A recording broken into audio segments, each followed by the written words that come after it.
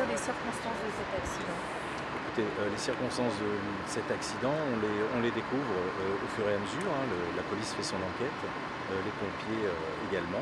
On en saura plus dans les heures qui viennent. A priori, on est donc victime d'un accident.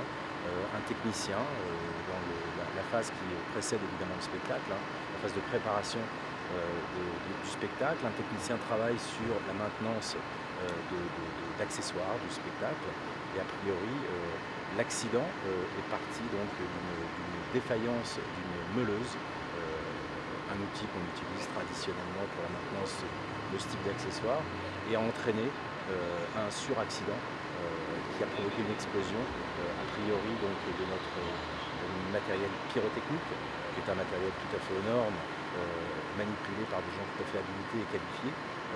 Voilà, pour l'instant c'est tout ce qu'on peut dire, l'enquête est en cours et évidemment que notre attention pour l'instant se porte sur les blessés, hein, puisque nous avons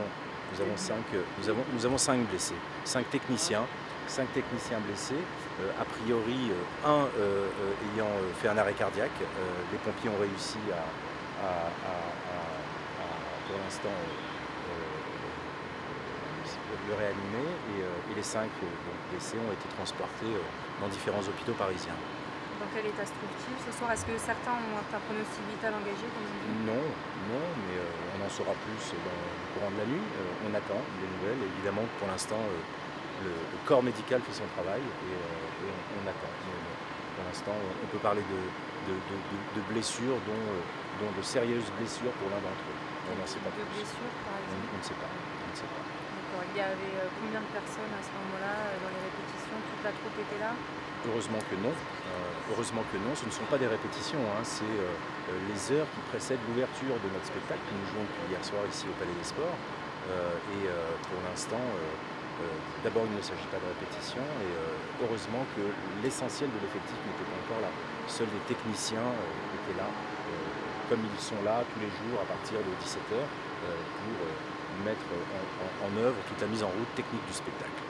Les personnes qui sont autour, par exemple les commerçants en face, ont tous ressenti une grosse onde de choc. Qu'est-ce que les techniciens vous ont dit sur le choc en lui-même? Ça a été très impressionnant. Ça a été très impressionnant, une grosse déflagration due à notre entrepôt de pyrotechnie, hein. Vous imaginez la puissance de la déflagration, avec encore une fois du matériel qui a la réputation de n'être absolument pas dangereux.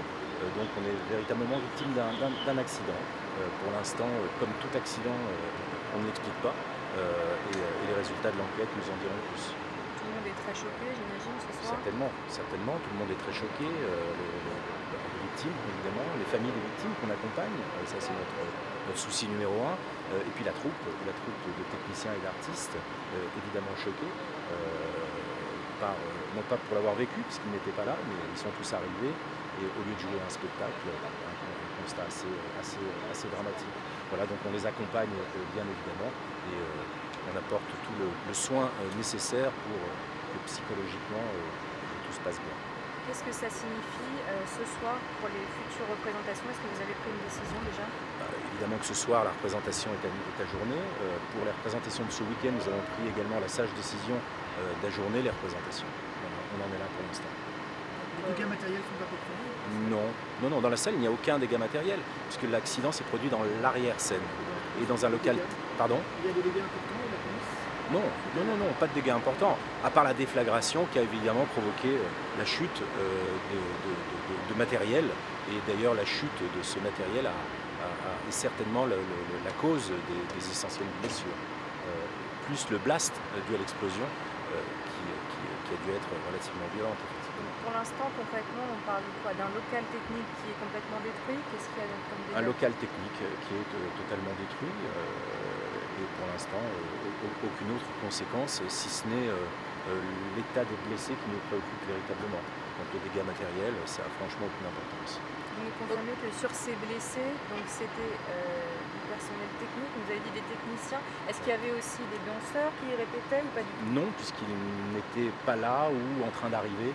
Donc on a 5 blessés techniciens, 4 de notre équipe et 1 de l'équipe du Palais des Sports. Sur combien de personnes présentes au total à ce moment-là? Dans la totalité de l'enceinte du Palais des Sports, ça, je ne peux pas vous dire. Peut-être que... Du côté de votre technicien, il y Ah, avait combien de de notre côté, personnes présentes? peut-être une quinzaine de personnes, mais réparties dans l'ensemble de l'espace, mais à proximité de l'accident, les personnes blessées, évidemment.